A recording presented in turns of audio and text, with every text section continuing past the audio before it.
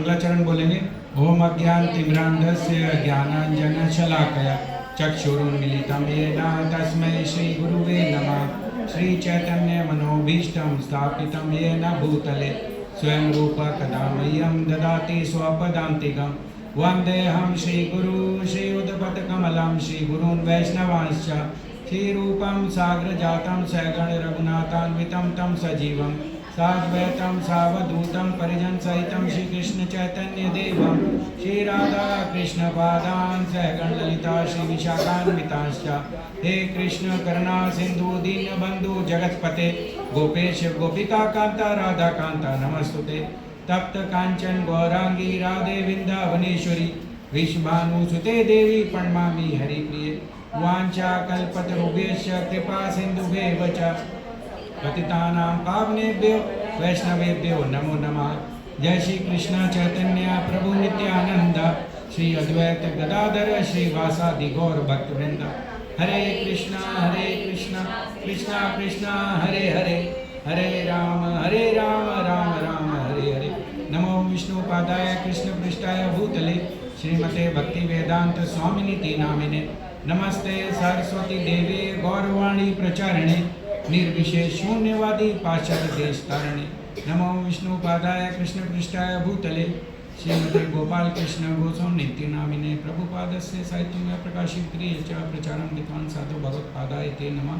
नमो विष्णुपादाय कृष्ण पृष्ठाय भूतले श्रीमते भक्ति आश्रय वैष्णव स्वामी नामिने। हरे कृष्ण।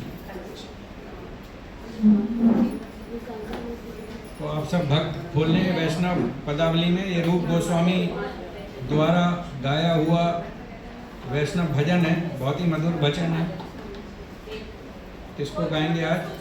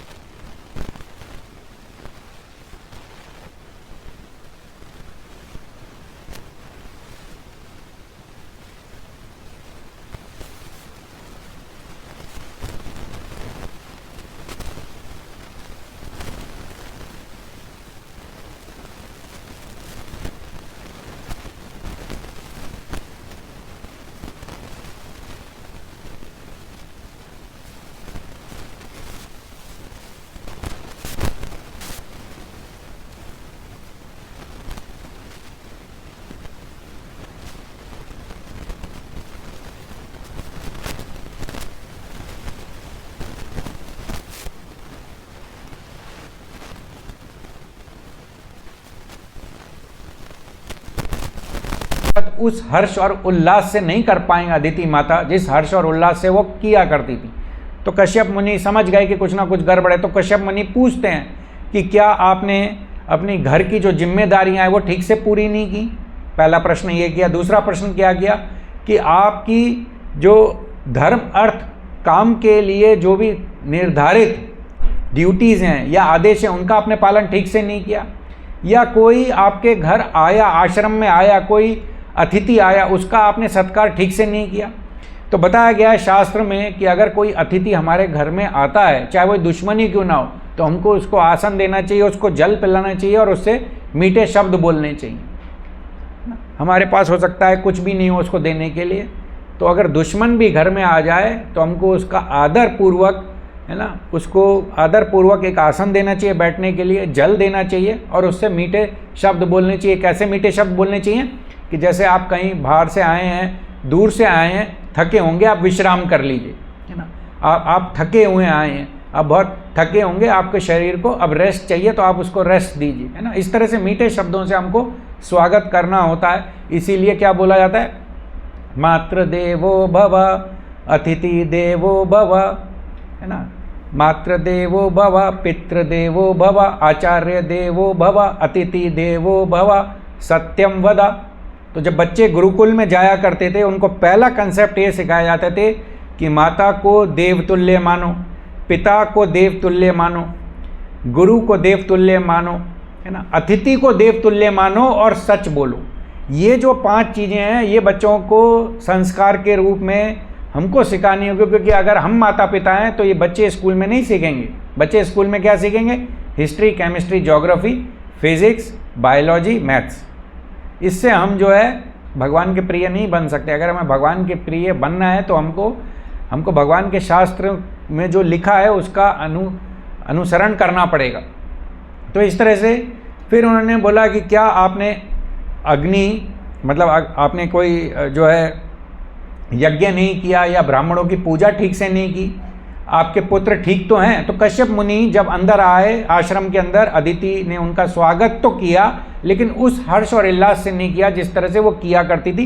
तो इस तरह से फिर कश्यप मुनि उनसे पूछने लगे कि किस कारण से आप दुखी हैं, क्या कारण है। उन्होंने खुद ही कुछ कल्पना की कि हो सकता है ये परेशानी है या हो सकता है ये परेशानी है। तो इस तरह से उन्होंने अपने मन में सोचा और कल्पना करके इस तरह के क्वेश्चन पूछे। फिर माता अदिति ने कश्यप मुनि को यानी अपने पति को कहा कि हमारे दैन्य जीवन में यानी घरेलू जिम्मेदारी में कोई भी कमी नहीं हुई है मेरी तरफ से, और आप क्योंकि प्रजापति हैं, प्रजापति का क्या मतलब है? प्रजा की जननी, प्रजा को बढ़ाने के लिए। जैसे कश्यप मुनि का कहाँ प्राकट्य हुआ? ब्रह्मा जी से हुआ, और उनको क्या जिम्मेदारी दी ब्रह्मा जी ने कि आप जो है प्रजा को बढ़ाइए, संतान उत्पन्न करिए।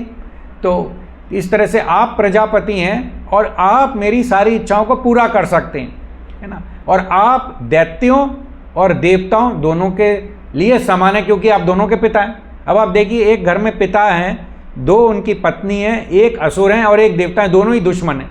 कितना मुश्किल होता होगा पिता के लिए एक साथ मैनेज करना। लेकिन कश्यप मुनि इस बात से कभी भी प्रभावित नहीं हुए कि उनके 2 पत्नियों के जो पुत्र हैं वो आपस में दुश्मनी रखते हैं। कश्यप मुनि बिल्कुल शांत रहते थे, भगवान के ध्यान में, भगवान के स्मरण में उनका मन लगता रहता था। लेकिन अगर आपके घर में अगर 2 बच्चे आपस में लड़ रहे हैं, आपके हरिनाम ले पाओगे? तो कश्यप मुनि से सीखना चाहिए हमको कि वो ये समझते थे कि जितने भी संबंध है, रिश्ते और नाते हैं, ये शरीर के लेवल पर हैं। किसके लेवल पर है? और शरीर हमारा मृत्यु के समय साथ छोड़ देगा, ये रिश्ते नाते भी हमारा शरीर के साथ छोड़ देंगे, है कि नहीं? आप देखिए, हमारी जो यात्रा होती है, जब हमारा शरीर मृत हो जाता है तो शमशान तक कुछ लोग ले जाते हैं। स्त्रियां तो जाती नहीं है, स्त्रियां तो घर पर रहती हैं।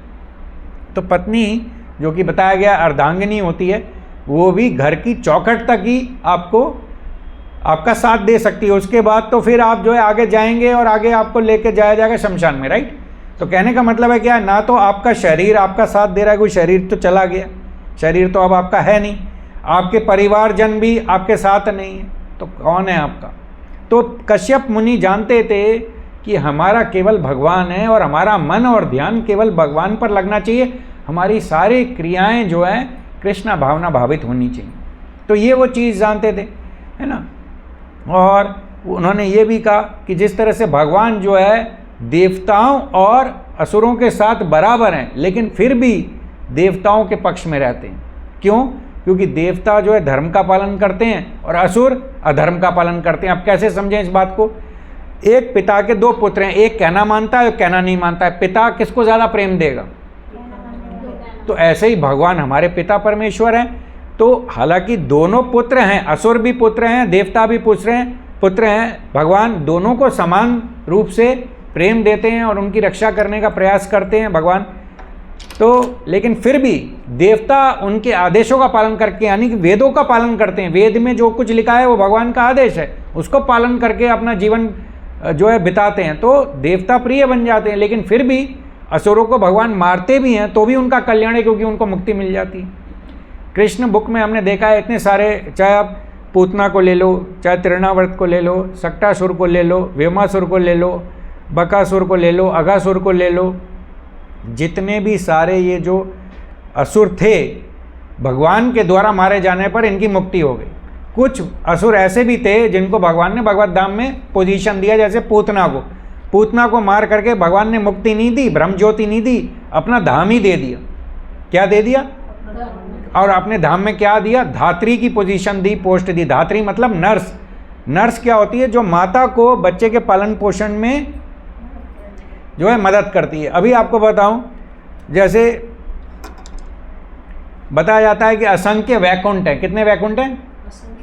इसी तरह से असंख्य गोलोक वृंदावन है।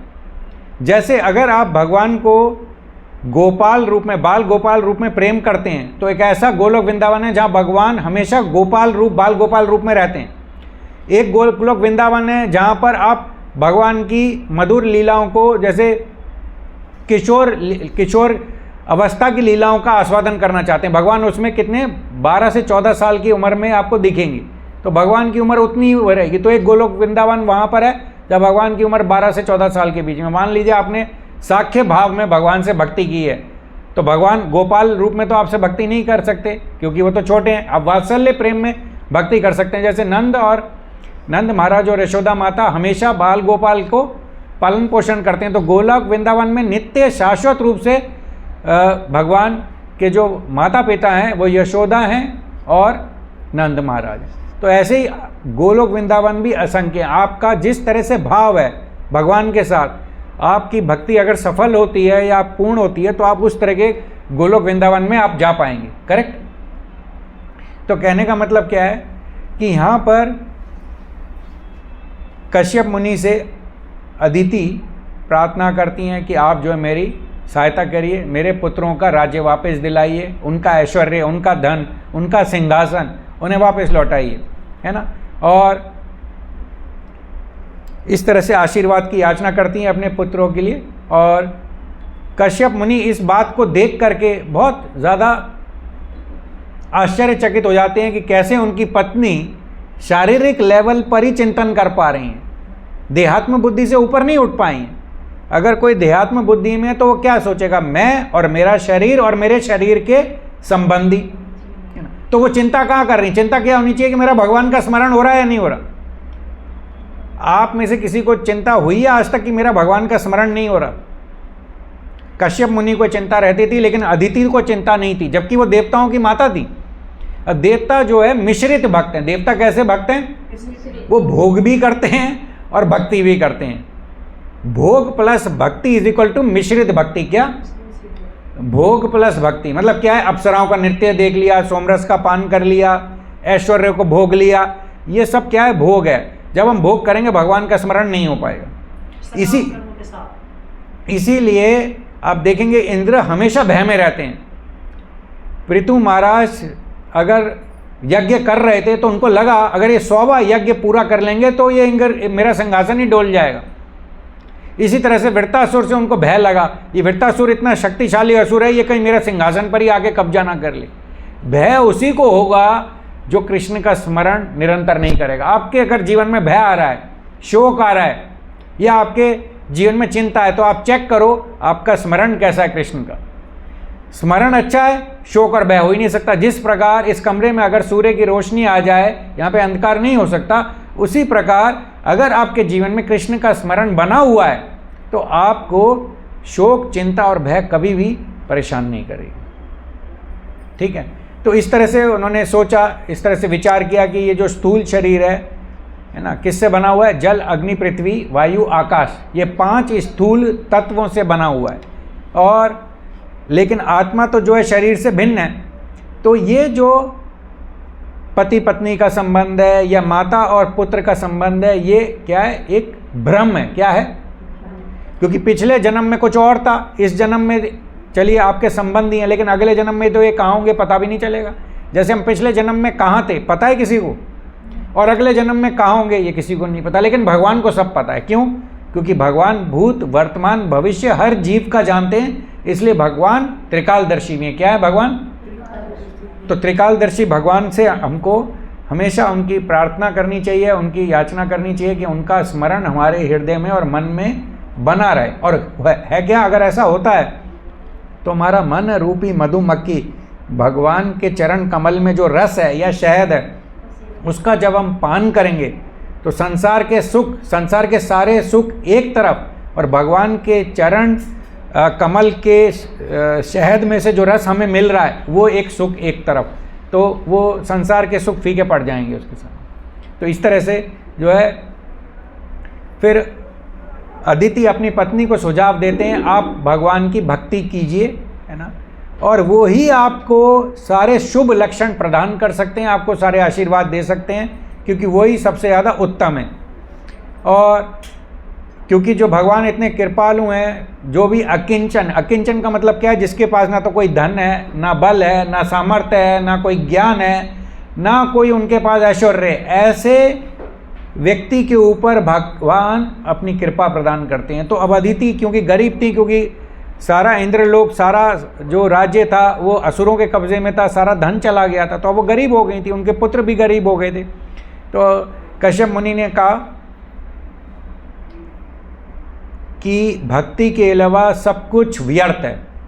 तो इसीलिए हम भी अपने जीवन में देखें कि अगर हम भक्ति कर रहे हैं तो सब कुछ जो है उनका सार्थकता हम अपने जीवन में देख पाएंगे।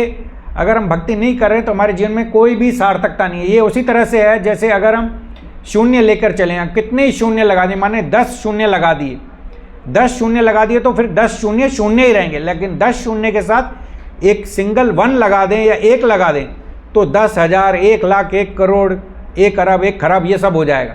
तो वो एक क्या है? कृष्ण है। तो कृष्ण के साथ जब तक किसी चीज़ को नहीं जोड़ा जाएगा वो सब व्यर्थ है। तो कहने का मतलब क्या है? कश्यप मुनि ने अपनी पत्नी को गुरु बन के भगवान की भक्ति में लगाया, और उनकी पत्नी अदिति ने अपने पति को गुरु के आदेश का पालन तुल्य समझा, स्वीकार किया और भक्ति शुरू की। तो उन्होंने पूछा कि मुझे किस तरह का भगवान की भक्ति करनी है, मुझे भक्ति का प्रोसेस बताइए। जैसे प्रभुपाद ने हमें भक्ति का क्या प्रोसेस बताया? 16 माला का जप करो, 4 नियम का पालन करो, श्रीमद् भागवतम का श्रवण करो, भगवत गीता और भागवतम का पठन करो, सेवा करो, है ना, मंगला आरती में आओ। ये सब प्रोसेस किसने डिफाइन किया? प्रभुपाद ने और हमारी महान गुरु परंपरा ने। तो इस तरह से उन्होंने पूछा अपने पति से कि मुझे भगवान की भक्ति करने के लिए उसका प्रोसेस बताइए। तो उन्होंने एक व्रत का नाम लिया जिसको बोलते हैं पयोव्रत। पयोव्रत क्या है? इसमें 12 दिन केवल दूध पी करके रहना होता है। क्या रहकर होता है? और कई सारे मंत्रों का उच्चारण करना होता है, ब्राह्मणों की सेवा करनी होती है, और 12 दिन बाद फिर आप जब भोज करेंगे तो ब्राह्मणों को पहले खिलाएंगे फिर खाएंगे। और इसमें बहुत सारे इसके व्रत के बहुत सारे और भी जो है नियम कानून है। तो इसमें जो है इसमें एक कानून है कि आपको धरती का वो मिट्टी लेनी है और उस मिट्टी को अपने शरीर पर लगाना है जो भालू ने उसको खोदा हुआ है। तो इस तरह के कई सारे नियम कानून थे। कलयुग में तो संभव ही नहीं है, लेकिन उस समय में संभव हुआ करते थे। और फिर उसके बाद पृथ्वी माता को मंत्र से उनका गुणगान करके उनकी पूजा करनी है, और भगवान की अर्च विग्रह की पूजा अर्चना करनी है, और सूर्य, अग्नि, जल और गुरु की उपासना करनी है। तो इस तरह से बताया। फिर इस तरह से जब उन्होंने व्रत का उन्होंने समापन किया तो भगवान प्रकट हुए चतुर्भुज रूप में। आप देख रहे हैं फोटो में, चतुर्भुज रूप में अदिति के सामने भगवान प्रकट होते हैं और भगवान स्वीकार करते हैं उनके पुत्र बनने के लिए, है ना।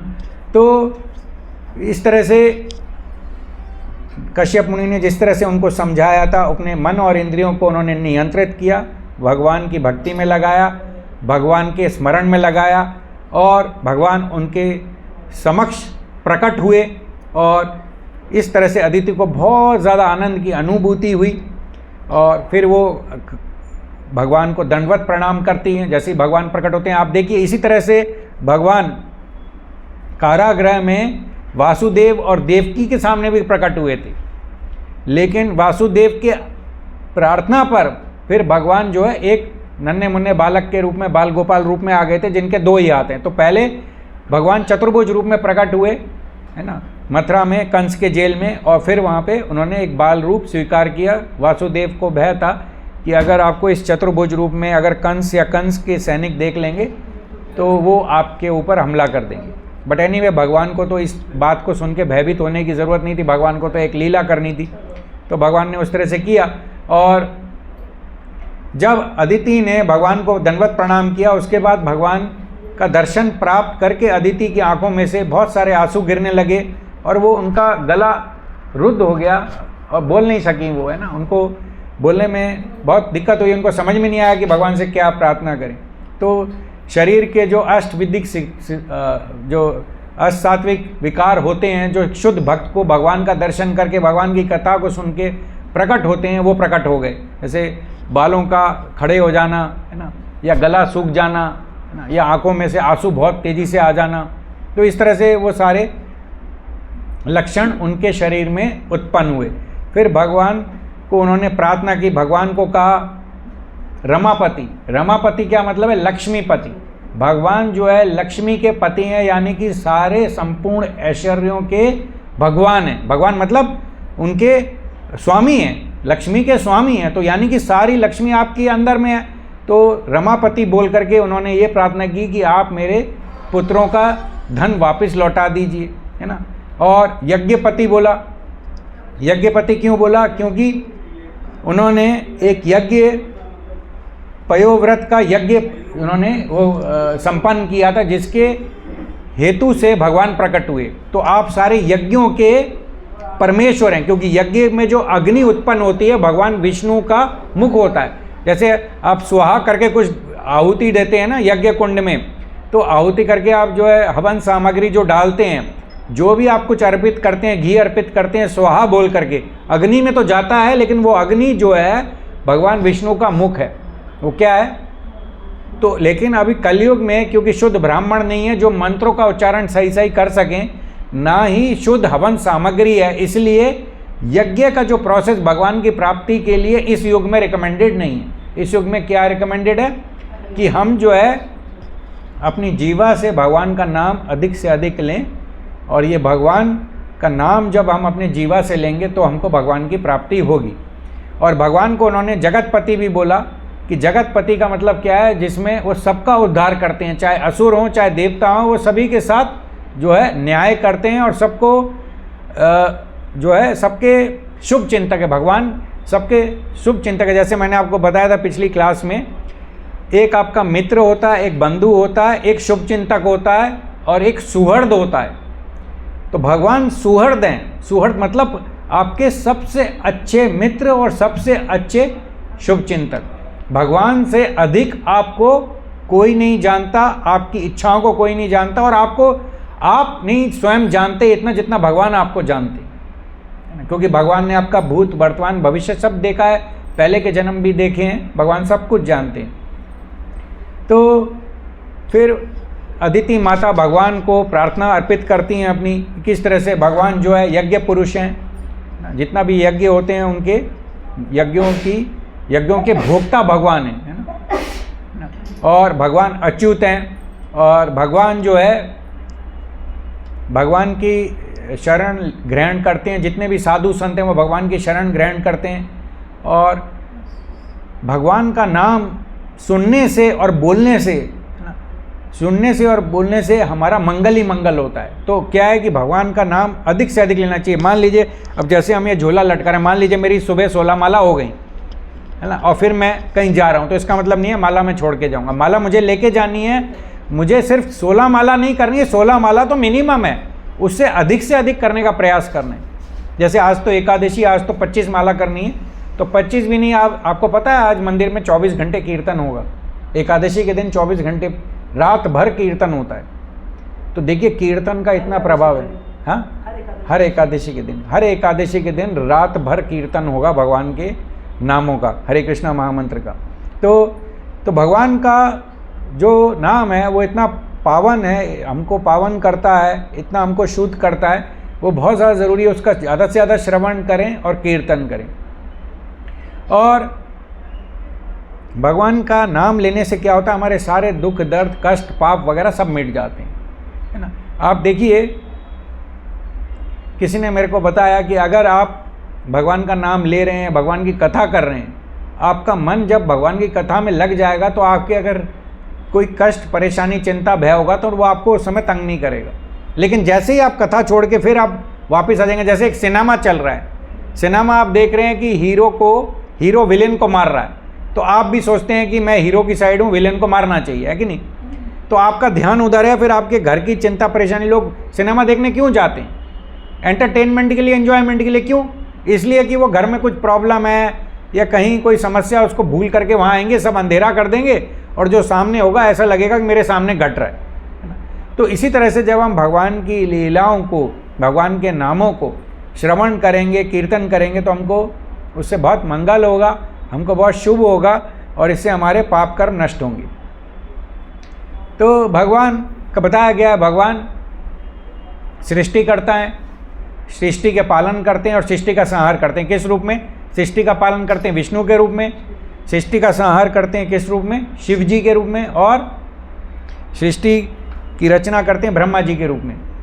तो इस तरह से सृष्टि की रचना, पालन और संहार भगवान के गुण अवतार के द्वारा ही होता है। विष्णु, शिव और ब्रह्मा ये भगवान के गुण अवतार हैं। रजोगुण के अवतार ब्रह्मा जी हैं, तमोगुण के अवतार शिव जी हैं और रजोगुण के ब्रह्मा जी हैं। तो ये अवतार क्योंकि भगवान से ही उत्पन्न हुए हैं, भगवान से ही प्रकट हुए हैं, इसलिए कभी कभी भगवान का शब्द का प्रयोग ब्रह्मा जी, नारद जी और शिव जी के लिए भी कर लिया जाता है, क्योंकि इनमें भगवान जैसे गुण हैं, लेकिन भगवान जितने गुण नहीं हैं। भगवान जैसे गुण हैं, जैसे नारद जी में भी भक्त होने की वजह से भगवान जैसे गुण हैं, लेकिन भगवान तो गुणों से संपन्न है, लेकिन उनकी मात्रा नारद जी में कम हो सकती है, लेकिन फिर भी कुछ तो दैवी गुण उनमें हैं, क्योंकि वो श्रेष्ठ भक्त हैं। इसी तरह से शिव जी भी हैं और ब्रह्मा जी भी हैं। तो बताया गया है कि अगर आप भगवान को संतुष्ट कर सकते हैं तो आपके पास 8 सिद्धियां आ जाएंगी, 8 सिद्धियां आ जाएंगी। तो जैसे मैंने आपको पिछली बार एक कथा बताई थी क्या, कि वो कथा, चलिए मैं इस पूरी कथा को करने के बाद बताऊंगा।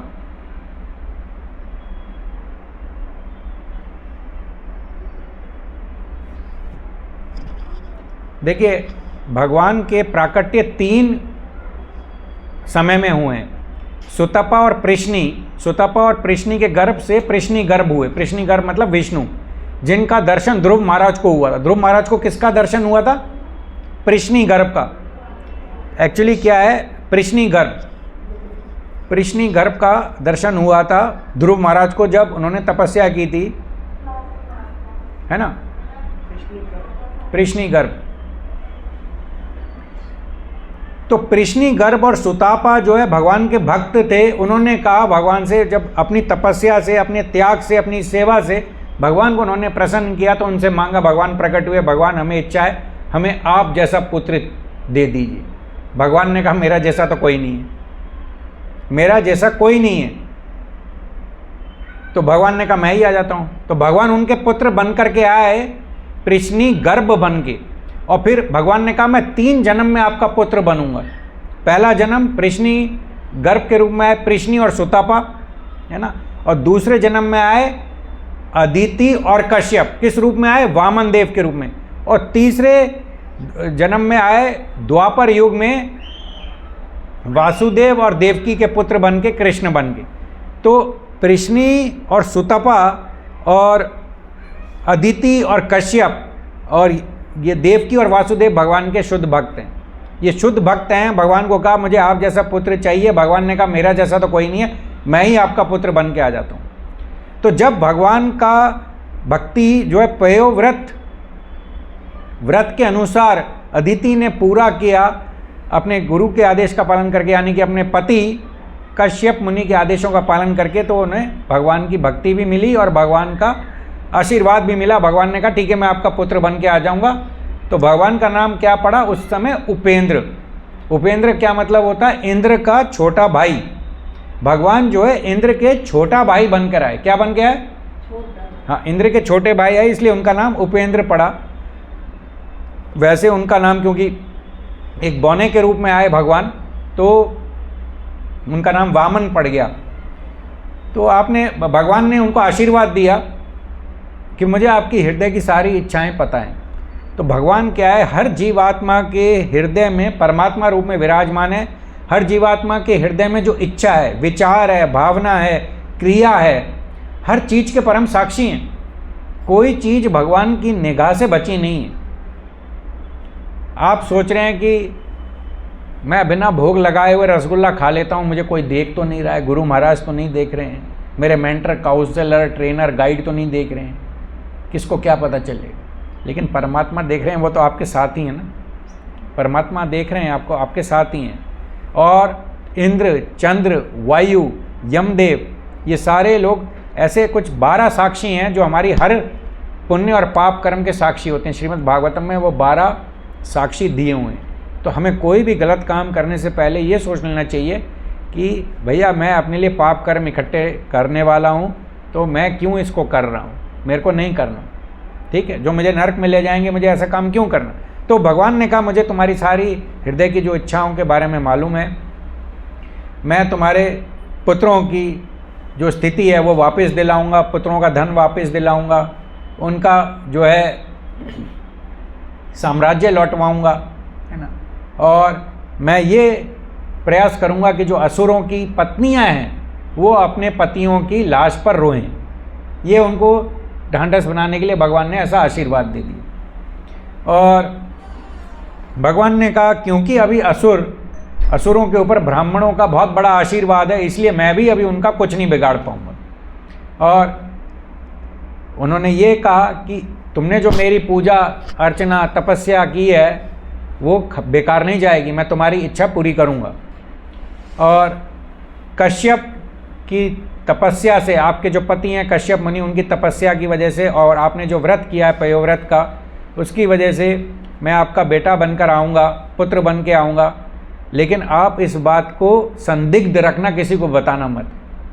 जैसे भगवान जो भी लीला करते हैं अपने भक्त को बता देते हैं कि इसको सबको बताने की ज़रूरत नहीं है।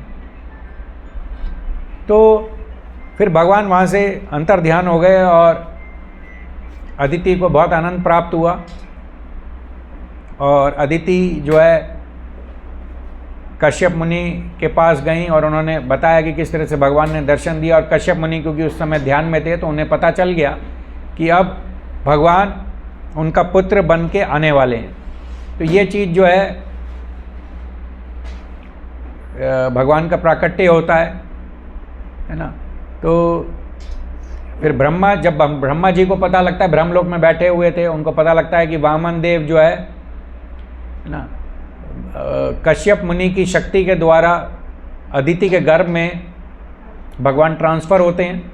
और जब ट्रांसफ़र हो रहे थे या भगवान जब अदिति के गर्भ में थे तो ब्रह्मा जी आते हैं भगवान का गुणगान करने। जैसे कृष्णा बुक में हमने देखा है कि सारे देवी देवता जब देवकी के गर्भ में भगवान कृष्ण पहुंचते हैं, क्योंकि मन से भगवान वासुदेव के हृदय में पहुंचते हैं और हृदय से देवकी के गर्भ में पहुंचते हैं भगवान। यहाँ पर क्या है कि कश्यप मुनि के जो मस्तिष्क है या बुद्धि है, बुद्धि से भगवान जो है अदिति के गर्भ में पहुंचते हैं। तो इस तरह से देखते हैं कि सारा जो ब्रह्मा और देवी देवता आकर के उनकी गुणगान करना शुरू कर देते हैं। और गुणगान इस तरह से कहते हैं, आप वेदों आप वेदों में निवास करते हैं, वेदों की वाणी आप हैं, है ना, और सारे के सारे लोक आपसे प्रकट हुए हैं, तीनों लोकों के स्वामी आप हैं।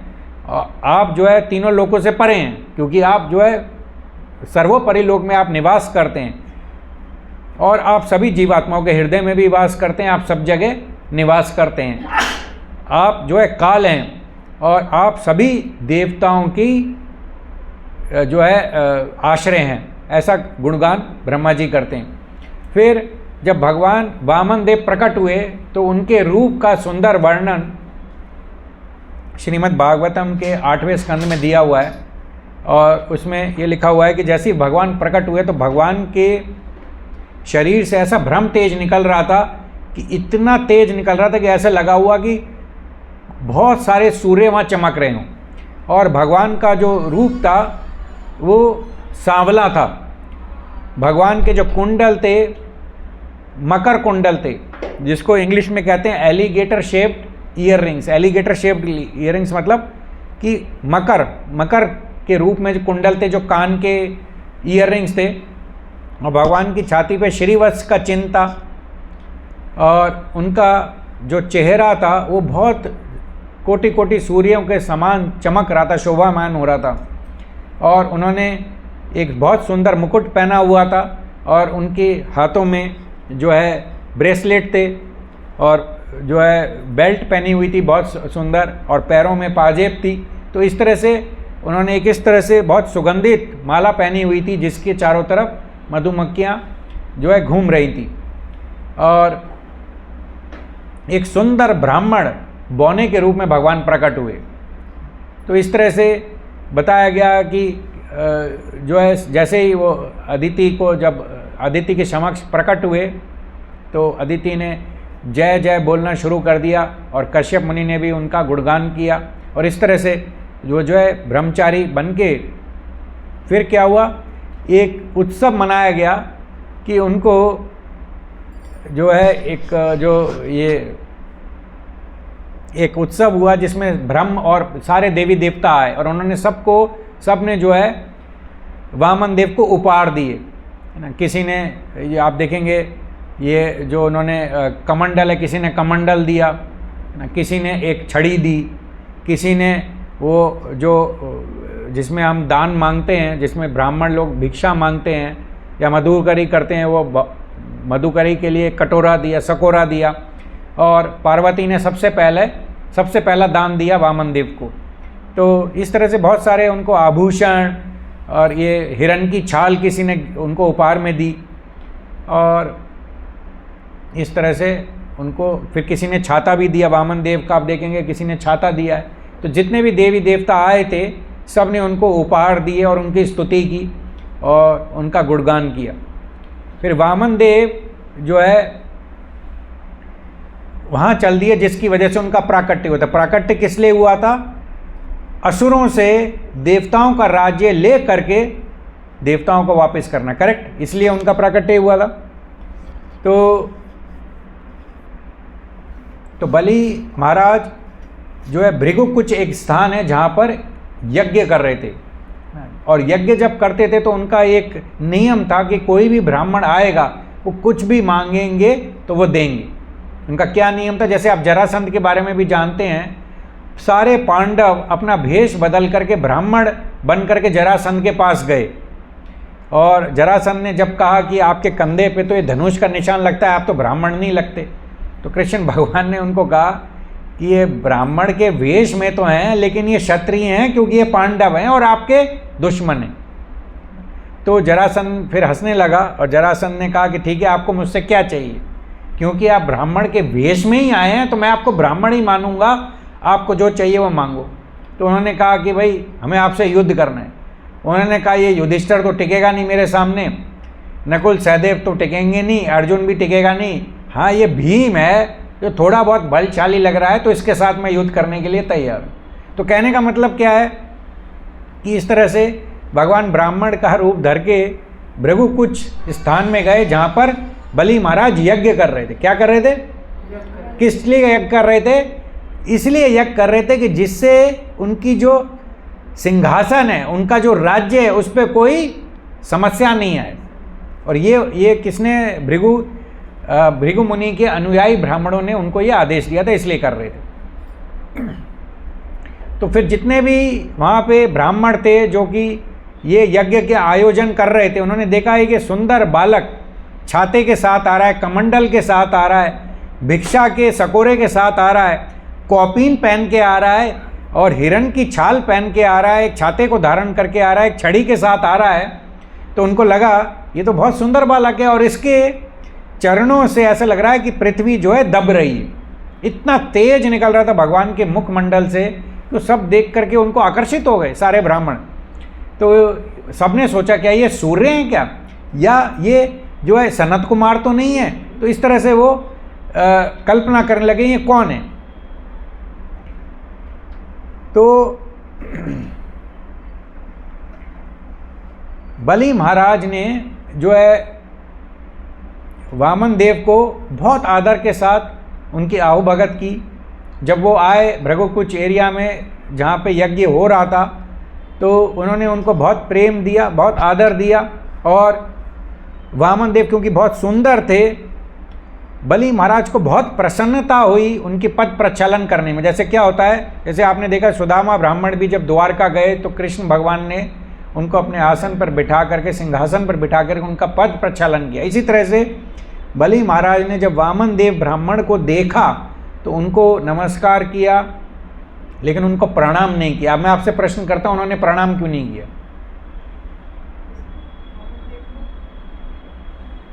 बलि महाराज ने प्रणाम नहीं किया, इसलिए नहीं किया क्योंकि वो असुरों के राजा हैं और ये ब्राह्मण हैं। तो ब्राह्मणों को अगर वो प्रणाम करेंगे तो उनकी पोजीशन डाउन होगी। लेकिन बलि महाराज को क्योंकि वो तो असुरों के राजा हैं ना, असुरों को लगेगा ये ब्राह्मण को क्यों प्रणाम कर रहे हैं। शुक्राचार्य को लगेगा हम तो असुरों के राजा हैं, हम तो सारे तीनों लोगों के स्वामी हैं, ये एक छोटे से बालक को क्यों प्रणाम कर रहे हैं। लेकिन प्रहलाद महाराज की कृपा के कारण, शुक्राचार्य की कृपा के कारण या भृगु ऋषि के अनुयायी ब्राह्मणों की कृपा के कारण वो हृदय में जान गए थे कि ये वामन देव भगवान है। कौन है? भगवान है। वो जान गए थे तो उन्होंने मन ही मन में उनको प्रणाम अर्पित किया। एक्चुअली नहीं कर पाए क्योंकि वो तीनों लोगों के राजा बन चुके थे और उनको लगा कि मैं अब असुरों का राजा हूं, तो सबको बड़ा अटपटा लगेगा छोटे से बालक को प्रणाम क्यों कर रहा है कि नहीं। जैसे मान लीजिए प्राइम मिनिस्टर के पास कोई छोटा सा आदमी जाए, बौना व्यक्ति जाए छोटा सा, तो वो प्राइम मिनिस्टर उसको अगर प्रणाम करेगा, सब मिनिस्टर पूछेंगे आप इसको क्यों प्रणाम कर रहे हो, है कि नहीं। लेकिन वो लोग वामन देव की भगवत तत्व को नहीं जानते थे, बलि महाराज जानते थे, क्योंकि उनके पास प्रहलाद महाराज का आशीर्वाद था। उस आशीर्वाद की वजह से और भृगु मुनि की अनुयायी ब्राह्मणों की सेवा करने की वजह से उनको ये ज्ञात था ये भगवान है। इसलिए उन्होंने उनका पद प्रचलन किया, आदर सत्कार किया, उनको जो है उनसे पूछा। और फिर जब उन्होंने उनका पद प्रचलन किया तो जो वो जल हुआ, वो जल क्या बन गया? गंगा बन गई। जिस तरह से गंगा ने शिव जी को भी शुद्ध किया। शिव जी तो शुद्ध हैं क्योंकि गुण अवतार हैं, तमोगुण के गुण अवतार हैं। लेकिन जब भगवान के चरणों से निकली हुई गंगा उनके सिर में धारण हुई, किसके सिर में धारण हुई? शिव जी के सिर में, तो वो और ज़्यादा शुद्ध हो गए। तो गंगा के 3 प्राकट्य बताए गए हैं। एक तो भगवान जो है तरल रूप है नारायण का। क्या है? तरल रूप, लिक्विड फॉर्म ऑफ नारायण। दूसरा, जब भगवान वामन देव आए तो वामन देव का जो चरण है, ब्रह्मा जी ने अपने कमंडल के जल से भगवान के चरण को धोया, प्रचलन किया, तो वो भी गंगा बन गई। वो कौन सी गंगा बन गई? दैवी गंगा, जो है देवलोक में बहती है।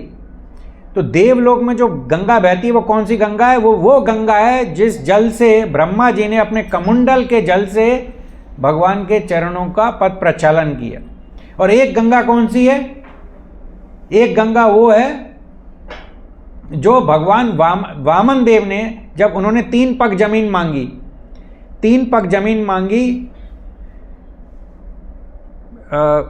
इस बलि महाराज से, तो बलि महाराज से 3 पग जमीन मांगी तो बलि महाराज हंसने लगे, कहने लगे आप इतने बड़े आदमी के पास इतना छोटा क्यों मांग रहे हो? आपके तो पैर ही इतने छोटे हैं कि आपकी 3 पग जमीन तो इतनी होगी।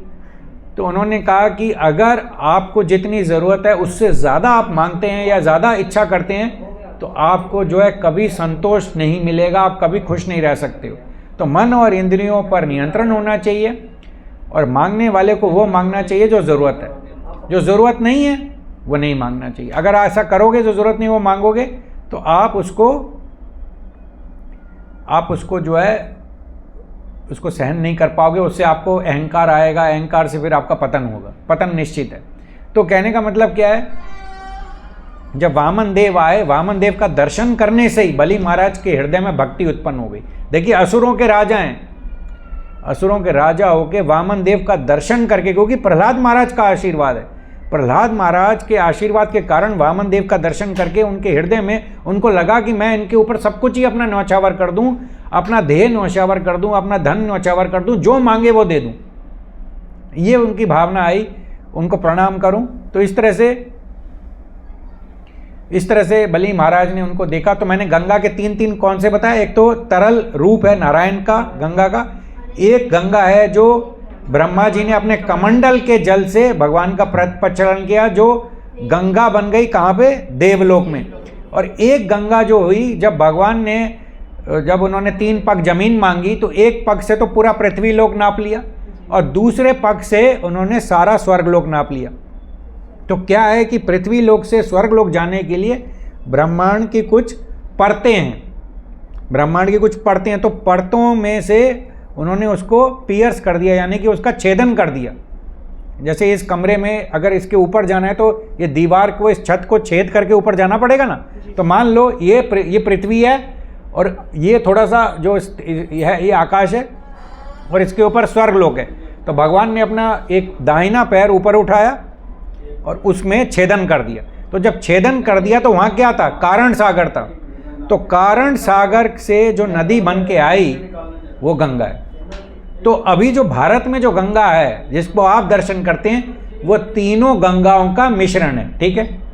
कौन कौन सी गंगा, एक तो वो गंगा जो ब्रह्मा जी के कमंडल के जल से आ रही है, एक नारायण का जो तरल रूप है, और तीसरा जो है भगवान वामन देव ने जब इस ब्रह्मांड का छेदन कर दिया और कारण सागर से फिर वो कारण सागर का जो जल है ना, जिसपे भगवान जो है कारण सागर पे क्या कौन लेटा होता है बताइए, कारणो दक्षाई विष्णु। कारण सागर में कारणो दक्षाई विष्णु है, यानी कि महाविष्णु है।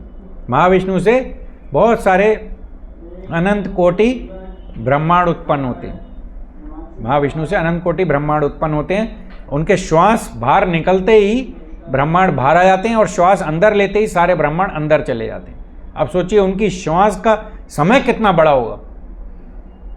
एक जैसे हम सांस ले रहे हैं, मैंने सांस ली और छोड़ दी, कुछ सेकंड है, लेकिन भगवान की सांस कितनी बड़ी होगी। वो जब सांस छोड़ रहे हैं सारे ब्रह्मांड निकल रहे हैं, और जब ले रहे हैं तो प्रलय आ रही है और सारे भगवान के महाविष्णु के शरीर में जा रहे हैं। तो भगवान की मतलब सांस कितनी बड़ी होगी हम सोच भी नहीं सकते। कितने करोड़ों अरबों साल की भगवान की एक श्वास है ना। तो भगवान कितने महान है हम इसको समझ सकते हैं। तो और जब बलि महाराज ने जो भगवान के चरणों का पद प्रचलन करके वो जो जल की बूंदें अपने सिर पे छिड़की तो उनको बहुत ज़्यादा उनको लगा कि भक्ति भाव उनका भगवान के प्रति आकर्षण और बढ़ गया। तो इस तरह से जो है हम देखते हैं कि भगवान का किस तरह से उन्होंने स्वागत किया। तो भगवान को पहले आसन पे बिठाया और उन्होंने भगवान का गुणगान किया कि किस तरह से है ना, किस तरह से आपने जो है किस तरह से जो है आप यज्ञपति हैं, यज्ञों के भोक्ता हैं। किस तरह से आपने जो है ना जो है प्रहलाद महाराज को अपना जो है अनुग्रह प्रदान किया है। किस तरह से आपने जो प्रहलाद महाराज की रक्षा की, उनके पिता हिरण्यकश्यपु और हिरण्याक्ष से। किस तरह से आपने हिरण्यकश्यपु और हिरण्याक्ष का भी उद्धार किया। हिरण्यकश्यपु का उद्धार कैसे किया? तो जय और विजय हैं। हिरण्याक्ष और हिरण्यकश्यपु कौन है? जय और विजय जो वैकुंठ के द्वारपाल हैं। वो तो 4 कुमार के श्राप के कारण वो हिरण्यकश्यपु और हिरण्याक्ष बने। तो गुणगान किया कि किस तरह से आपने उनको जो है संहार करके उनका उद्धार किया, फिर आपने उनको मुक्त किया, आपने उनको जो है मुक्ति प्रदान की। तो आप यहाँ पर आए हैं, आपके आने से मेरे सारे पाप नष्ट हो गए हैं और सारा का सारा जगत जो है आपके दर्शन से ही पूरा जो है शुभ हो गया, मंगलमय हो गया।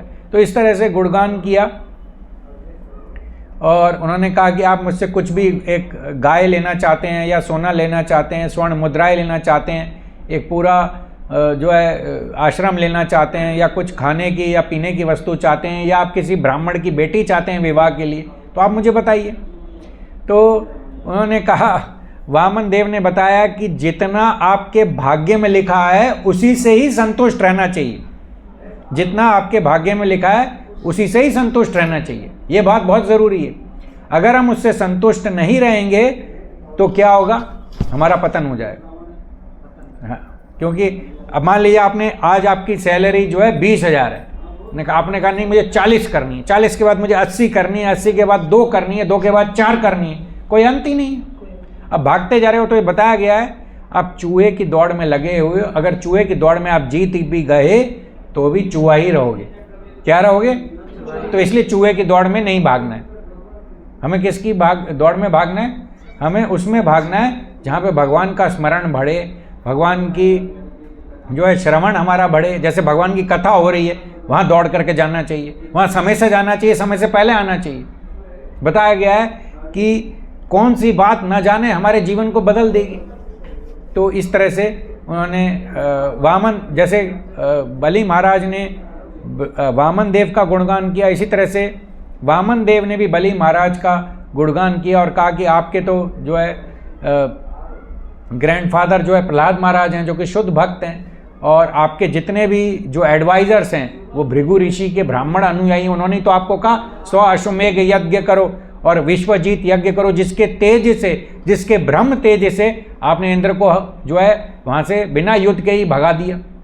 और फिर कहा कि आपके जितने भी शब्द हैं वो बहुत धार्मिक हैं, क्योंकि देखिए बलि महाराज प्रहलाद महाराज के पोते होने के नाते वो बहुत धार्मिक थे, है ना। तो और कहा कि आपका जो परिवार की जो रीतियाँ चली आ रही हैं वो क्या रीति चली आई है कि आपने कभी किसी को दान के लिए मना नहीं किया है, और कभी ऐसा नहीं हुआ है आपने किसी को कुछ दान के लिए वादा किया है और वो वादे को तोड़ दिया है। आपने जो वादा किया है आपने पूरा किया है, आप अपने शब्दों के पक्के हैं। और कभी ऐसा नहीं हुआ, कभी आपको किसी ने युद्ध के लिए ललकारा हो तो आपने युद्ध करने के लिए मना कर दिया और डर के भाग गए। तो आप अपने शब्दों में पक्के हो, आप हमेशा सच बोलते हो, और आपने ऐसे गुण दिखाए हैं जो एक महान राजा के प्रतिनिधित्व करते हैं। आपने ब्राह्मणों को भी बहुत सुंदर तरीके से लिया है, और आप अपने आपने जो वंश के एक बहुत प्रकोपी राजा हैं, तो ऐसा गुणगान उन्होंने किया।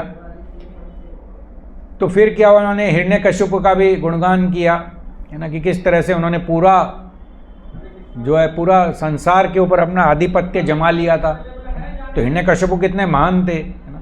ये बात अलग है कि भगवान के द्वेषी थे, लेकिन शक्तियाँ तो उनके पास अपार थीं, सब उनसे डरते थे, है ना। और इस तरह से हिरण्यकश्यप का भी उन्होंने गुणगान किया, हिरण्याक्ष का भी गुणगान किया। और फिर विरोचन जो प्रहलाद महाराज के पुत्र थे, उन्होंने भी देवता लोग ब्राह्मण रूप धर के आए और उनसे दान मांगने के लिए आए। उन्होंने कहा कि हमको आपका जीवन चाहिए, तो उन्होंने अपना जीवन दान दे दिया। किसको? ब्राह्मणों को, जो कि देवता थे और ब्राह्मणों का रूप धर के आए थे। तो प्रहलाद महाराज के जो पुत्र विरोचन थे, उन्होंने अपना जीवन दे दिया, और इस बात की प्रशंसा वामन देव कर रहे हैं।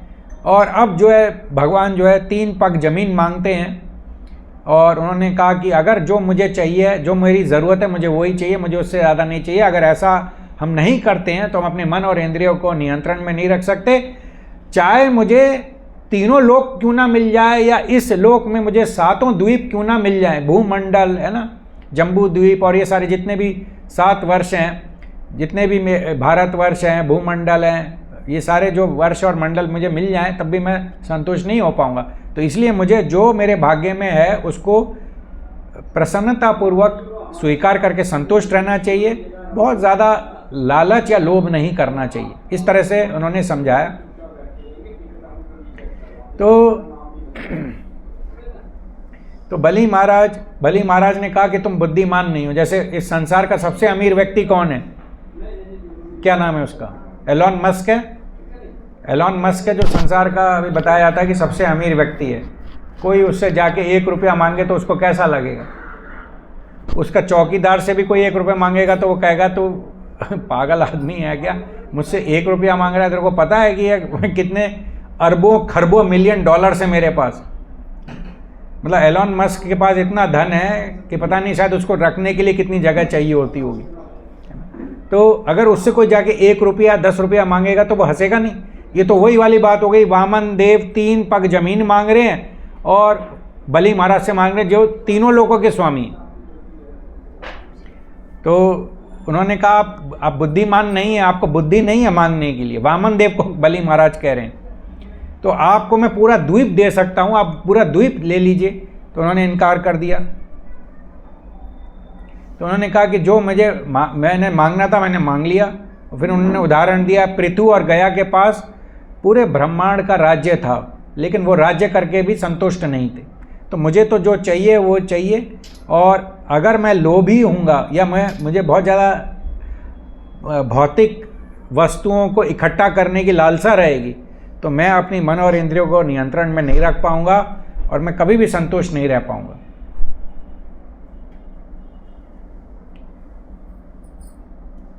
तो उन्होंने कहा कि यदि कोई व्यक्ति संतुष्ट रहता है उस चीज़ से जो उसको अपने भाग्य के अनुसार मिलता है तो उससे उसको मुक्ति मिलती है और उसका भ्रम तेज बढ़ जाता है ना। तो हमको क्या है, हमको अपने जीवन में आगे बढ़ने के लिए जितना आवश्यक है अपने शरीर और अपने शरीर के साथ जो संबंधी हैं यानी कि पत्नी बच्चे हैं उनका पालन करने के लिए जितना अवश्य है उतना हमको मेहनत करनी चाहिए, लेकिन ज़रूरत से ज़्यादा मेहनत नहीं करनी चाहिए। जितना आवश्यक है उतना करिए।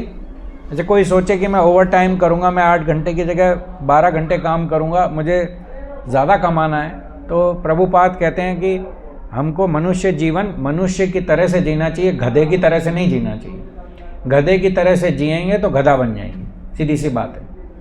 आप 8 घंटे सो, 8 घंटे काम करो और 8 घंटे भक्ति करो। 24 घंटे 24 घंटे का विभाजन इस तरह से करोगे तो आपके जीवन में सफलता मिलेगी, हर तरह से सफलता मिलेगी। तो इस तरह से प्रभुपाद बताते हैं।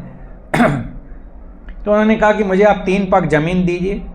तो अब शुक्राचार्य जो उनके गुरु थे उनके पास इतना सिद्धि थी कि वो जानते थे वामन देव जो आए हैं ये जो है ब्राह्मण का रूप धर करके आए हैं, ये भगवान है और सब कुछ छीन लेंगे बलि महाराज का। तो उनको भय हुआ कि बलि महाराज का जब सब कुछ छिन जाएगा तो बलि महाराज मुझे सैलरी देते हैं। तो बलि महाराज जब शुक्राचार्य को सैलरी देते हैं तो अगर बलि महाराज ही अगर पूरा भिखारी बन जाएंगे तो फिर शुक्राचार्य भी भिखारी बन जाएंगे। तो शुक्राचार्य ने उनको रोका, आप इनको जो ये दान मांग रहे हैं वो मत दीजिए। और उस समय ऐसा कहा जाता था कि आप जैसे दान देने की जो प्रतिज्ञा है उससे पहले अगर ओम नहीं बोलते हो तो प्रतिज्ञा नहीं। ओम शब्द अगर आपने बोल दिया और फिर प्रतिज्ञा बोली तो प्रतिज्ञा मान्य है।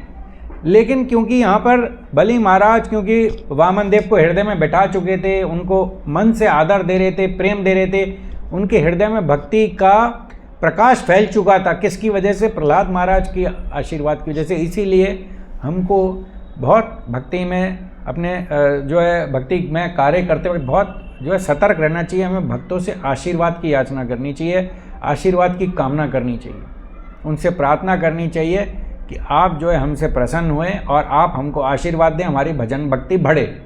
उनके पास आप भौतिक परेशानियां लेके जाएंगे तो वो अच्छा नहीं है। भौतिक परेशानियां ना तो भगवान के पास लेके जानी चाहिए, ना वरिष्ठ वैष्णवों के पास जानी चाहिए। हाँ, हमको अगर भौतिक परेशानियां भक्ति नहीं करने दे रही तो हम उसका समाधान उनसे पूछ सकते हैं, जिससे हम अपनी भक्ति को और अच्छी तरह से कर सकें। किसी भी तरह से भक्ति को आगे बढ़ाना होगा। तो कहने का मतलब ये है। तो शुक्राचार्य ने पहले ही बता दिया था अपने शिष्य बलि महाराज को कि 1 पग से वो पूरा पृथ्वी लोक नाप लेंगे और दूसरे पग से पूरा ऊपर के उच्च लोक नाप लेंगे, जिसमें स्वर्ग लोक, ब्रह्म लोक, सब लोग आ जाते हैं, वो सब नाप लेंगे। और फिर तुमसे पूछेंगे कि तीसरा पग कहाँ रखूँ, तुम कहाँ दोगे? ये तो इस तरह से उन्होंने और जब तुम उनको दिया गया जो वादा है वो पूरा नहीं कर पाओगे तो तुमको नरक जाना पड़ेगा। ऐसा उस समय ये नियम था कि अगर आप ब्राह्मणों को जो है उनका संकल्प करो, उनको जो भी बात बोलो, अगर वो किसी कारण से पूरी ना कर पाओ तो आपको नरक में जाना पड़ेगा। तो इस तरह से शुक्राचार्य ने 9 कारण बताए बलि महाराज को कि आप इनको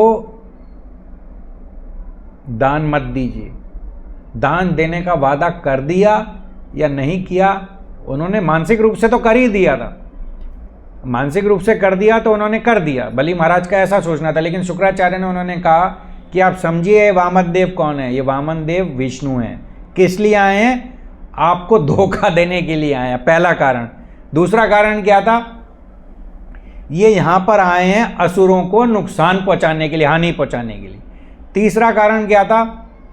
तीसरा कारण ये था कि आपका सब कुछ छीनने के लिए आए हैं, जिसमें आपका सारा भूमि छीन लेंगे, सुंदरता छीन लेंगे, आपकी शक्ति छीन लेंगे, धन छीन लेंगे, और आपका जो प्रसिद्धि है उसको भी छीन लेंगे, ख्याति को छीन लेंगे, आपका ज्ञान छीन लेंगे।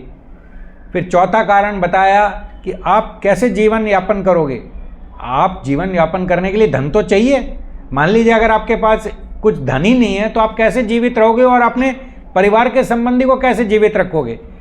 फिर पांचवा कारण ये बताया कि आप अपने जो आपने दिया गया संकल्प है, जो वादा है, वो आप पूरा नहीं कर पाओगे, क्योंकि तीसरा पग आप दे ही नहीं पाएंगे, वो 2 पग में ही सब कुछ ले लेंगे, है ना। फिर छठवां कारण, क्योंकि आप अपने वादे को नहीं निभा पाओगे, आपको नरक में जाना पड़ेगा, ठीक है। और सातवां कारण उन्होंने बताया, क्योंकि हमारा जीवन व्यापन बहुत आवश्यक है, तो हमको धन को संजो करके रखना चाहिए, धन की सुरक्षा करनी चाहिए, हमारे जीवन को सुरक्षित रखने के लिए, जो हमारा सबसे बड़ा धर्म है। फिर आठवां कारण बताया उन्होंने कि अगर हमें दान देना है तो दान के 5 भाग होने चाहिए। पहला भाग धर्म का, ऐश्वर्य का, इंद्रिय तृप्ति का, अपनी प्रसिद्धि का, और फिर अपने परिवार के संबंधी के जीवन व्यापन के लिए। तो कहा कि अपना जो धन है उसको 5 भागों में हमें बांट देना चाहिए।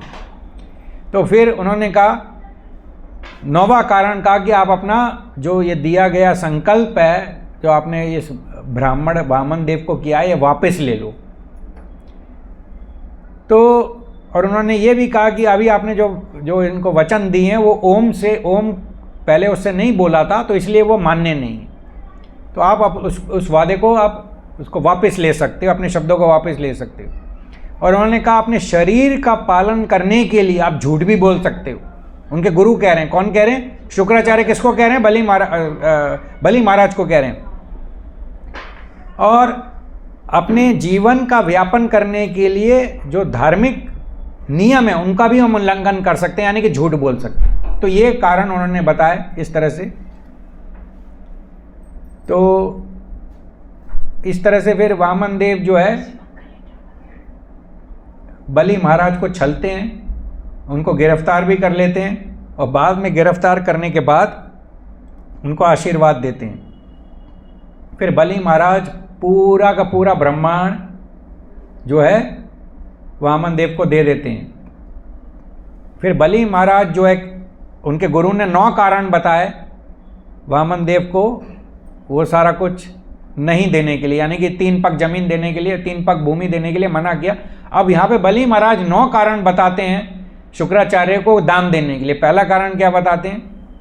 पहला कारण कहते हैं कि मैं जो है प्रहलाद महाराज का पोता हूँ, मैं जो है धोखा नहीं दे सकता। दूसरा कारण बताते हैं कि पृथ्वी जो है झूठे लोगों का भार नहीं उठा सकती है। तीसरा कारण बताते हैं मैं जो है नरक जाने से भयभीत नहीं हूँ, मैं गरीबी से भयभीत नहीं हूँ, मैं दुख से भयभीत नहीं हूँ, और मैं नरक में जाने से भी भयभीत नहीं हूँ, ना मैं मृत्यु से भयभीत हूँ, जितना भय मुझे एक ब्राह्मण को धोखा देने से लगता है। तो ब्राह्मण को धोखा देना मृत्यु से भी कहीं ज़्यादा बुरा कर्म है। तो इस तरह से वो बताते हैं। तो बलि महाराज जो है कृपा सिद्ध भक्त हैं। बलि महाराज को किन की कृपा प्राप्त हुई थी? प्रहलाद महाराज की। उन्होंने कोई मंगला आरती अटेंड नहीं करी, उन्होंने कोई भागवतम का श्रवण नहीं करा, ना ही कोई भगवान का स्मरण किया, है ना। प्रहलाद महाराज तो स्मरण के आचार्य, निरंतर विष्णु का स्मरण करते रहते थे। इसलिए स्मरण के आचार्य कौन है? प्रहलाद महाराज। और श्रवण के आचार्य कौन है? परीक्षित महाराज। तो ये कथा अभी उसी में ही चल रही है। परीक्षित महाराज सुन रहे हैं, श्रवण कर रहे हैं ये सारी कथा सुखदेव गोस्वामी से। तो बलि महाराज को क्योंकि प्रहलाद महाराज का आशीर्वाद प्राप्त था, इसी तरह से है ना उन्होंने जो है ये जो है उनके हृदय में वामन देव के प्रति भक्ति का प्राकट्य हुआ प्रहलाद महाराज के आशीर्वाद के कारण, और वो वामन देव को सब कुछ देने को तैयार थे। अब उनके गुरु ने तो उनको बता दिया, उनके पास सिद्धि थी। उन्होंने कहा ये तो ब्राह्मण के वेश में बौना ये वामन आए हैं, ये वामन नहीं है, ये विष्णु हैं, और ये अपना आकार बढ़ा लेंगे और सारा कुछ ले लेंगे इससे। तो अब और बाकी कारण क्या बताते हैं?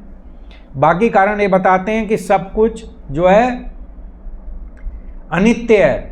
अनित्य मतलब कि शरीर तो आज है, मृत्यु के समय कहाँ रहेगा, परिवार के संबंधी हैं वो कहाँ रहेंगे। तो क्योंकि सब कुछ शाश्वत नहीं है इसलिए वो ज़रूरी नहीं है।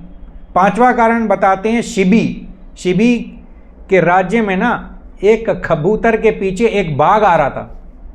तो वो कबूतर जो है शिवी महाराज के चरण में आया, बोला ये बाघ मुझे खाना चाहता है।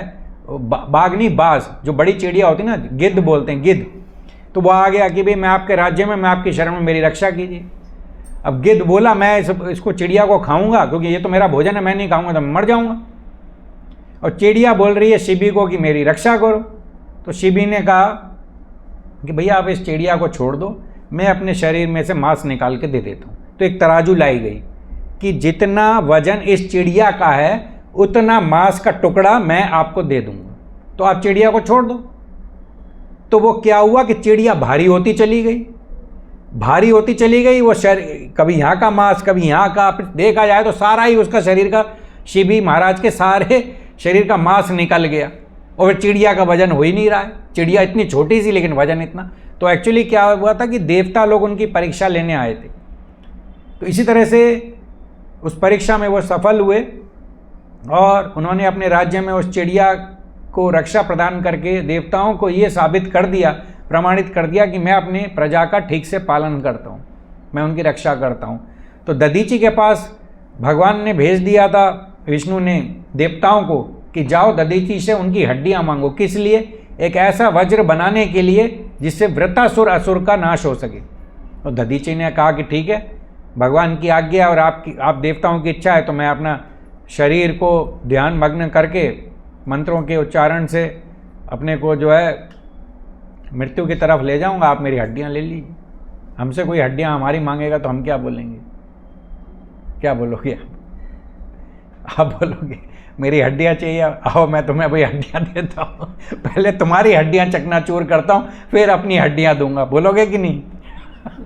वहाँ दधीची के पास देवता चले गए, भाई आप मेरे को अपनी हड्डी दे दी, अपनी हड्डियाँ दे दीजिए, आपकी हड्डियों से हमें वज्र बनाना है। तो दधीची को पता था, वो भी भक्त थे, उनको पता है कि विष्णु ने भेजा है। अब विष्णु की ऐसी इच्छा, अब वो विष्णु को जाके क्वेश्चन नहीं कर रहे, प्रभु मैं आपकी भक्ति कर रहा हूँ और आप मेरे को जो है मेरी हड्डियाँ इन देवताओं को भेज दिया मेरी हड्डियाँ लाने के लिए। उन्होंने शिकायत नहीं करी। तो एक्चुअली जो भक्ति करते हैं, भगवान अगर हमारे जीवन में कुछ अमंगल भी करते हैं ना, तो भगवान को कभी दोषारोप अर्पण नहीं करते। तो ये भक्तों की महानता होती है। तो उन्होंने कहा जिस तरह से शिवी महाराज ने और दधीची ने अपना जीवन दे दिया दूसरों की रक्षा के लिए, है ना, तो मुझे क्या करना चाहिए? मुझे क्या अपने भूमि देने में क्या समस्या है? वो तो अपना मांस काट काट के दे रहे हैं, है ना, और वो जो है अपनी हड्डियाँ दे रहे हैं, मैं तो सिर्फ भूमि का टुकड़ा दे रहा हूँ, तो मुझे देना चाहिए। फिर छठवां क्या बोलते हैं? छठवां बोलते हैं कि मुझे अपनी ख्याति चाहिए, मुझे अपनी ख्याति चाहिए, मेरे को अपना नाम चाहिए, मेरे को यश कमाना है। अगर मैं नहीं दूंगा तो मेरा यश खराब हो जाएगा, ठीक है। उसके बाद मेरे को दान करने का अवसर मिला एक ब्राह्मण को। ये दान करने का अवसर बहुत दुर्लभ है। जैसे कल क्या है, आज एकादशी है, कल क्या है, तो कहा गया है कि पुरुषोत्तम मास की द्वादशी पे हमको दान करना चाहिए। तो आप लोगों ने कुछ दान का संकल्प लिया हो तो कल उसको कर लीजिए, और नहीं लिया हो तो कर लेना, चाहे 1 रुपया आके मंदिर में कल चढ़ाया जाना, ठीक है। कहने का मतलब है द्वादशी के दिन ब्राह्मणों की सेवा करने से, भगवान के भक्तों की सेवा करने से, भगवान की सेवा करने से बहुत फल मिलता है। तो और उन्होंने ये भी कहा कि अगर मैं दान दे के गरीब हो जाता हूं तो ये बड़ा मंगलमय है। भाई अगर किसी दूसरे की प्रसन्नता के लिए अगर मुझे दुख आ जाए तो ये तो मेरा त्याग दिखाएगा ना, भगवान खुश होंगे मेरे त्याग से, है ना। वैष्णव पर दुख दुखी ना, दूसरे का दुख देख करके वैष्णव दुखी हो जाते हैं। प्रहलाद महाराज को अपनी चिंता नहीं थी, प्रहलाद महाराज को उन व्यक्तियों की चिंता थी जो हमेशा इंद्रिय तृप्ति में ही लगे रहते। तो शुक्राचार्य ने इस तरह से उनको फिर बलि महाराज को श्राप दिया कि आप मेरा कहना नहीं मान रहे हो ना, तो आपको मैं श्राप देता हूं कि आप सारा ऐश्वर्य आपका समाप्त हो जाएगा। ठीक है, तो अभी 9 बज गए हैं, अभी ये प्रेजेंटेशन थोड़ा और है, तो आगे किस तरह से लीला होती है वामन देव की, तो अभी तक जो मैंने लीला बताई उसमें कोई अगर प्रश्न है तो बताइए। और अभी जो हमने कुछ सीखा इस लीला से, है ना, जैसे मैं आपको बताऊं तो पहला तो ये कि हमें वैष्णवों और ब्राह्मणों की सेवा करनी चाहिए, दूसरा उनको दान देना चाहिए, तीसरा उस गुरु की कथन का आदेश का पालन नहीं करना चाहिए जो भगवान से हमें दूर ले जाए। अब जैसे शुक्राचार्य उनके गुरु हैं, वो कह रहे हैं ये मत करो, वो मत करो, ये मत करो, ये भगवान से दूर ले आना, क्योंकि तो हृदय में जानते हैं प्रहलाद महाराज की आशीर्वाद के कारण अरे भगवान है, अगर ये मेरा, और वो ये सोच रहे हैं कि लक्ष्मीपति का मतलब क्या है, सारे धन के स्वामी मेरे पास आए हैं धन मांगने के लिए, तो मेरा आओ सौभाग्य है।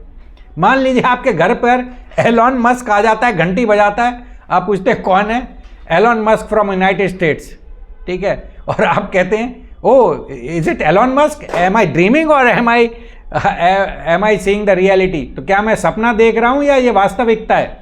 भैया एलन मस्क अमेरिका से उड़ान भर करके अपने प्राइवेट चार्टर्ड जेट में आता है आपके घर पे, आपसे कहता है भैया मुझे भीख दे दो, क्या दे दो, 3 रुपए दे दो। तो इस तरह से सारी लक्ष्मी के स्वामी भगवान बलि महाराज के पास आ रहे हैं उनसे मांगने के लिए, एज इफ कि वो उनके पास कुछ नहीं है, देखा जाए तो सब कुछ ही है उनके पास, तो वो भिखारी की तरह आ रहे हैं, एक याचक की तरह से आ रहे हैं। ये कितनी बड़ी बात है। तो ये बात को देख करके, इसको सोच करके बलि महाराज ने कहा भैया ये भगवान मेरे से मांगने आ रहे हैं, इनके पास सब कुछ है, मेरे से मांगने आ रहे हैं, इसका मतलब, क्योंकि बताया जाता है देने वाला जो है, जैसे जो चीज दे रहा है, वो जैसे कोई सामान दे रहा है तो वो सामान से बड़ा देने वाला है। यानी आपने किसी को घर बेचा, ठीक है, तो घर बेचा तो घर का जो स्वामी है, घर का स्वामी घर से बड़ा है कि नहीं। तो कहने का मतलब क्या है कि विष्णु का यहाँ पर आकर के उनसे इस तरह का दान मांगना, ये बहुत बड़ी बलि महाराज के लिए बहुत बड़ी एक ये इसके लिए बहुत भक्तिमय एक क्षण था, जिसमें उनको लगा कि हाँ ये मेरा हृदय जो है भगवान के प्रेम और आदर से परिपूर्ण हो गया है। तो इस तरह से उन्होंने इसका वो किया। तो मैं अभी क्लास को यहीं पर ही एंड करूँगा, और किसी का कोई क्वेश्चन है तो इसको कंटिन्यू करूँगा मैं नेक्स्ट क्लास में। अभी आज पूरा नहीं होगा क्योंकि ये लीला जो आगे चलेगी। अभी ब्रह्मा जी जो है वकील बन के आएंगे बलि महाराज के, उस समय में भी वकालत की थी ब्रह्मा जी ने, क्योंकि उनकी पत्नी विंध्यावली और उनके गुरु शुक्राचार्य सब बलि महाराज को उल्टा सीधा बोलने लगे। एक तो सारा धन ले लिया और फिर वरुण पाश से बांध दिया, है ना। तो जब प्रहलाद महाराज आए, आप सोचिए किसी के अगर ग्रैंडफादर आते हैं, दादा आते हैं, और भगवान ने उसको बांध रखा है, तो दादा को क्या लगेगा, इसने कोई बहुत बड़ा अपराध करा है, तभी भगवान इसको जो है बांध कर खड़े हुए हैं, इसको पनिश कर रहे हैं। तो वो अपना मुंह लटकाया, मैं आपके फोटो में दिखाऊंगा, वो बलि महाराज अपना मुंह लटका करके खड़े हैं और बहुत शर्मिंदा है प्रहलाद महाराज के सामने कि मैं जो है ऐसी परिस्थिति में हूँ, मैं उनको एक तो दंडवत प्रणाम नहीं कर पा रहा हूँ, और भगवान मेरे को वरुण पाश में बांध लिया है। वरुण पाश में बांधने का मतलब क्या है कि मैंने भगवान के प्रति कोई बड़ा अपराध किया, तो प्रहलाद महाराज मुझसे कितने नाराज हो जाएंगे जो मेरे ग्रैंडफादर हैं। तो ये सब चीज़ें लीला में आगे देखते हैं, और ये हम देखेंगे कि ये जो लीला है भगवान ने क्यों की। ये लीला इंद्र को स्वर्गलोक दिलाने के लिए की या बलि महाराज का यश फैलाने के लिए की, ये अगली क्लास में हम इसको विस्तार से समझेंगे। तो आपका कोई प्रश्न नहीं है तो क्लास को एंड करेंगे। हरे कृष्णा, श्रील प्रभुपाद की जय, निताई गौर प्रेमानंदे, हरे हरे बोल। जी आप अगर कहें तो मैं एक बात हाँ कह सकती हूँ। हाँ एक्चुअली ये जैसे ये जो पूरा प्रभु जी ने समझाया है, ये सीधा भागवतम से है लाइन। तो ये जो आपको भी लगेगा ना कि भगवान का इतना वर्णन क्यों करा जा रहा है, कि उनकी एंकल मतलब कि उनके कानों में कुंडल है, कैसे हैं, है ना। ये तो बड़ा वो लग रहा है कि क्यों बता रहे हैं, ये उनके वस्त्र ऐसे हैं, उनके उन्होंने क्या पहना है, उनमें हम क्या क्या माला पहनी है, क्या चूड़ी पहनी है, मतलब एंकल्स मतलब सब क्या पहना है, कि क्या इतना सारा क्यों समझा रहे हैं। ये इसलिए समझा रहे हैं कि पिक्चर होती है ना, जैसे हमको भगवान का तस्वीर सामने रखनी चाहिए। भगवान इतने सुंदर हैं, भगवान देखो विजुअलाइज करना चाहिए कि उन्होंने कानों में क्या पहना है, अरे वाह कृष्णा ने देखो कितना पहना है, इतना अच्छा। और फिर जैसे मूवी होती है ना कि डिटेल्स बताई जाती है, वैसे हमको विजुअलाइज करना चाहिए कि कृष्णा की ये जो मूवी चल रही है कितनी सुंदर चल रही है। अगर हम सोचेंगे ना भगवान, अगर सोचेंगे कि ये अच्छा ये बता रहे हैं, ठीक है सुन रहा है, पर हम अगर मन से भगवान के सामने पिक्चर की तरह एनालाइज करेंगे ना इसको, तो हमको बहुत आनंद आएगा। लगेगा हम सामने भगवान कृष्ण है, उनकी लीलाएं चल रही हैं, तो उसको अच्छे से विजुअलाइज मतलब आनंद ले पाएंगे। और हम सोचेंगे भगवान क्यों कर रहे हैं ऐसे, इसमें करने की क्या जरूरत है, ये सब ये तो हमको पता ही है कि पीला वस्त्र पहना हुआ है। पर आप ये इसलिए बता रहे हैं कि विजुअलाइज करो कि भगवान सामने बैठे हैं, वो उन्होंने कितना सुंदर पहना है, ये पहना, तो हमको भगवान की महानता पता लगेगी, है ना। इसलिए ये थोड़ा सा डिटेल में बताते हैं, तो हमको अच्छे से देख सोचना चाहिए। ठीक, ओके। महाप्रसाद है, कोई है प्रसाद लेकर आएंगे, लेकिन अब तो 9 बज गए, अब कहाँ मिलेगा। अच्छा चलिए कोई नहीं, ठीक है, चलिए ठीक है। तब तक हम कीर्तन करते हैं, हल्का सा कीर्तन करते हैं। आप देख लीजिए, बोल दीजिए, ठीक है। मैं आपको जो है कृष्ण स्मरण बढ़ाने के लिए वो जो हमने भजन गाया था, मैंने आपको फिर से दिखा रहा हूँ। वो जब तक वो लोग प्रसाद है या नहीं है वो पता लगा रहे हैं। मैं आपको ये वाला भजन से, ये आप गुनगुनाते रहिए घर में, अपने माइंड में गुनगुनाते रहिए, काम करते करते गुनगुनाते रहिए, है ना। तो जैसे मैं बता रहा हूँ, कृष्णादेव भवन्तं वन्दे,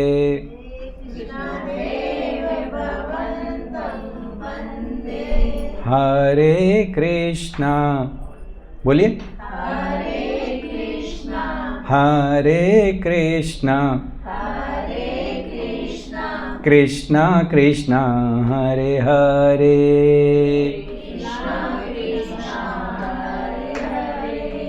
हरे रामा हरे रामा रामा रामा हरे हरे, देव भवन्तं वन्दे, कृष्णा देव भवन्तं वन्दे,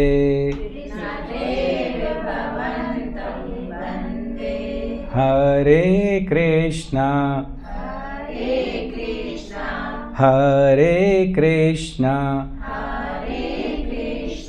कृष्णा कृष्णा हरे हरे, हरे रामा हरे रामा रामा रामा हरे हरे, हरे कृष्णा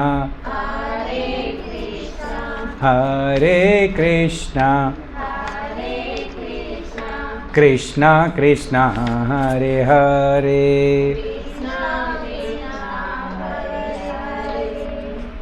हरे रामा हरे रामा रामा रामा हरे हरे, कृष्णा देव भवन्तु वन्दे, तो आप ये भजन जो है ना, आप इसको जो है बार बार सुन लीजिए, ठीक है, बार बार सुनिए, गाइए। तो आपको क्या है ना, ये बार बार आपके रिवर्बरेशन होता रहेगा। रिवर्बरेशन मतलब जैसे आपने एक चीज़ नोटिस की होगी, अगर आप ट्रेन में या प्लेन में या शिप में बहुत लंबे समय के लिए ट्रैवल करते हैं ना, तो घर आकर आपको लगता है कि आपकी ज़मीन हिल रही है। ये आपने ऑब्ज़र्व किया है? मान लीजिए आप 48 घंटे की या 32 घंटे की ट्रेन की जर्नी करते हैं, तो ट्रेन तो हिलती रहती है ट्रैक पर, कितना भी स्मूथ चले। घर आ गए, लग रहा है आपको मेरा बेड हिल रहा है, मेरी ज़मीन हिल रही।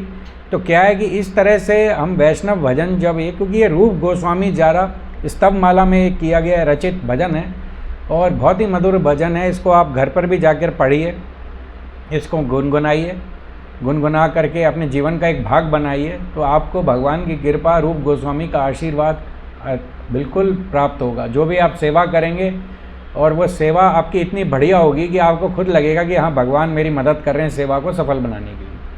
तो ये आप करिए। जो भक्त प्रचार की सेवा कर रहे हैं वो जो है भगवान से प्रार्थना करके, सच्चे हृदय से भगवान को निवेदन करके, भगवान के प्रति याचना करने से। और आज मैं एक लेक्चर में सुन रहा था कि जैसे माँ बच्चे को तब तक दूध नहीं पिलाती जब तक बच्चा रोता नहीं है, इसी तरह से भगवान अपनी कृपा हम भक्तों को तब तक नहीं देंगे जब तक हम भगवान के सामने रोएंगे नहीं। भगवान के सामने जा कर के रोना सीखना पड़ेगा। और अगर आपको रोना नहीं आ रहा है, इसका मतलब आपके जीवन में कोई ऐसी परिस्थिति नहीं आई है कि जो आपको जाके भगवान के पास रोएं, है ना। भगवान के पास जाके रोना बहुत बड़ी उपलब्धि है, नहीं साधारण बात नहीं। हमें रोने की एक्टिंग नहीं करनी है। हम देखते हैं स्क्रीन पर बड़े बड़े फिल्मी सितारे वो रोते हैं ना, वो ग्लिसरीन वगैरह कुछ लगाते हैं या उनको ड्रामा करना आता है, तो इस तरह से जो है। लेकिन भगवान के लिए सच्चे आंसू बहाना ये बहुत बड़ी बात है। तो कहने का मतलब ये है कि आप इस भजन को अपने जीवन का एक भाग बनाएं और रूप गोस्वामी के आशीर्वाद के जो है पात्र बने, भगवान की कृपा के पात्र बने। इसी प्रार्थना के साथ आप सभी को धन्यवाद प्रणाम। वांछा कल्पतरुभ्यश्च कृपा सिंधुभ्येव च पतितानां पावनेभ्यो वैष्णवेभ्यो नमो नमः। श्रील प्रभुपाद की जय।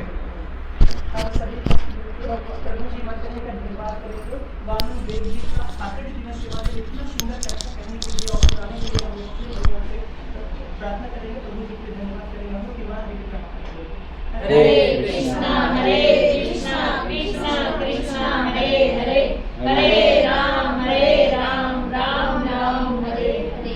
हरे कृष्णा कृष्णा कृष्णा हरे हरे, हरे राम राम राम हरे हरे। हरे कृष्णा कृष्णा कृष्णा हरे हरे, हरे राम राम हरे हरे। और ये जो आपने जो आज भगवान की लीला का ये श्रवण किया है, ये हालांकि लीला भी और थोड़ी बाकी है, लेकिन इसकी फलश्रुति आपको आज ही बता देता हूँ। इसका फलश्रुति है, इस लीला को ध्यानपूर्वक श्रवण करने से भगवान आपको अपने धाम में बुला लेंगे। हरि बोल।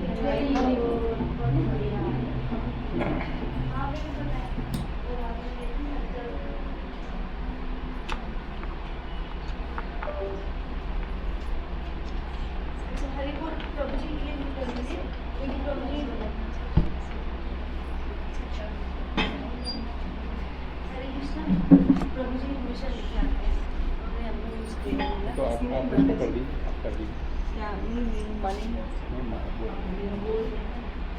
माता जी हरे कृष्ण।